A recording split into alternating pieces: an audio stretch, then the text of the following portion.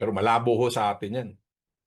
In some countries, they do not have, it's a form that is similar to a CF4. Kasi yung CF4 ho, clinical summary lang naman yan. So, hihingi sila ng CF4, okay? Kung OB, CF3. Now, hihingi din sila ng results. Okay. Now, ito po ha, kung sakasakali ang inyong case ay napakaraming MCC, make sure meron kayong SOAP at yung nurse's notes. Now, sa Thailand po, binabasa ang nurse's notes. Okay, ganito ha. If your nursing service is on board this afternoon, ma'am, sir, sa ibang bansa ho, binabasa yung nurse's notes. Ngayon ho kasi si PhilHealth, nangungopia lang yan. Okay? Para sa akin, sa opinion ko, there is a big chance na hihingi ho ng nurse's notes yan. Just to see if the MCC is really there in the chart. Again ha, yung SOAP ang primary.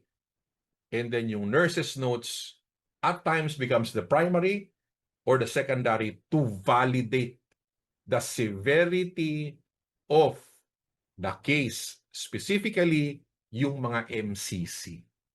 Okay? So,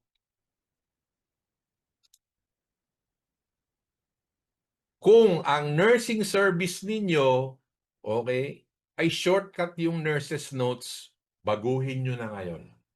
Okay? Kung ang FDAR, okay, alam ng nurses yan, yung template or the format is FDAR.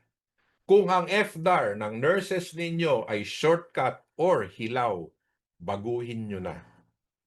Another big problem is this. A lot of hospitals are not making the SOAP.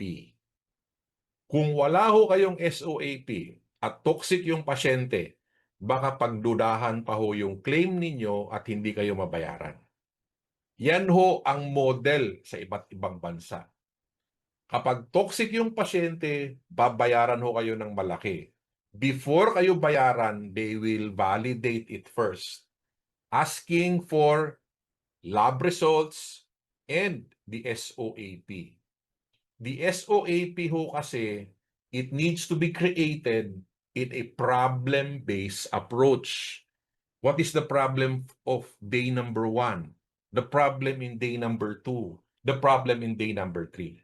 So, ganun ho yan. Okay? So, as early as now, sanayin nyo na yung SOAP ng mga doktor ninyo. Okay? So, I'll go back to the slide.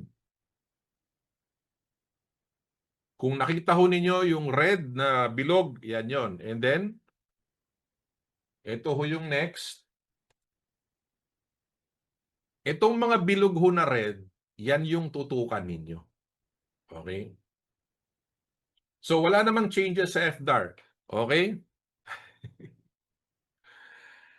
Ang ganda naman ng tanong nyo, ma'am. Okay. Sa Nicole Pilapil. Okay, ma'am, may I ask? Nurse kayo, ma'am Nicole? Nurse ho kayo? May I know? Ma'am Nicole. Okay. So, kasi ho ako, nurse ako. Okay? Nurse ako ha. Naintindihan ko yung FDAR.